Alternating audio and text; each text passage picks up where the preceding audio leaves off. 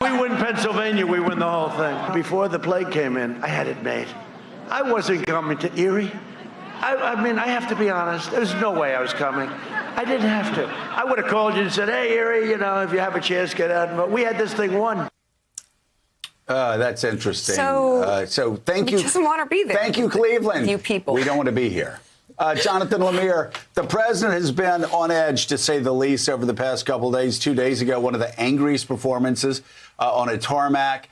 Then yesterday, he storms off the set with Leslie Stahl, tearing off his mic, attacking Leslie Stahl now. Goes to Erie last night, says, thank you, Erie. I don't want to be here.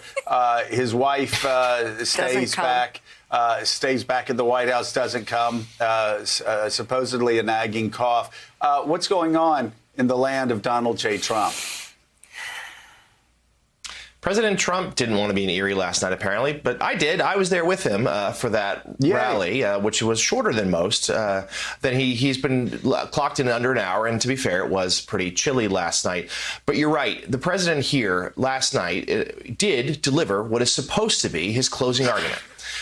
With 2 weeks to go in the election. And he said that, you know, the choice is between the Trump economic recovery or if you elect Joe Biden and his socialist policies and tax cuts and so on, it'll slow down the recovery. He even put it as a depression. That is what his advisors have wanted him to say for weeks now. Unfortunately for them, he continues to step on it with these sideshows. And yes, we had a few more of them yesterday. A day after his attacks on Dr. Fauci, he stormed out of a 60 Minutes interview, proceeded to then attack the interviewer, Leslie Stahl, on Twitter, threatened to release a videotape, whatever that means, of the interview. Perhaps the White House has made its own recording. That is not certain. We have pressed as to what that means. But it does reflect his private mood, Joe, as you say. On Monday on the tarmac out west, he angrily lanced into reporters. Aides say he is increasingly growing anxious and concerned that this is a race that is slipping away from him. He's running out of time as much as outwardly.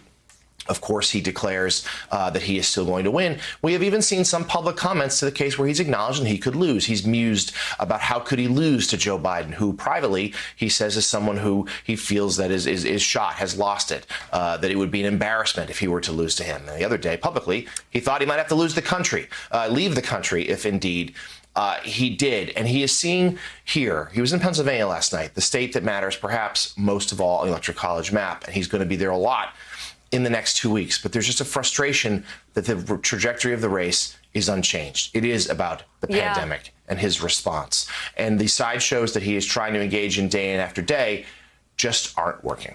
Thanks for checking out MSNBC on YouTube, and make sure you subscribe to stay up to date on the day's biggest stories. And you can click on any of the videos around us to watch more from Morning Joe and MSNBC. Thanks so much for watching.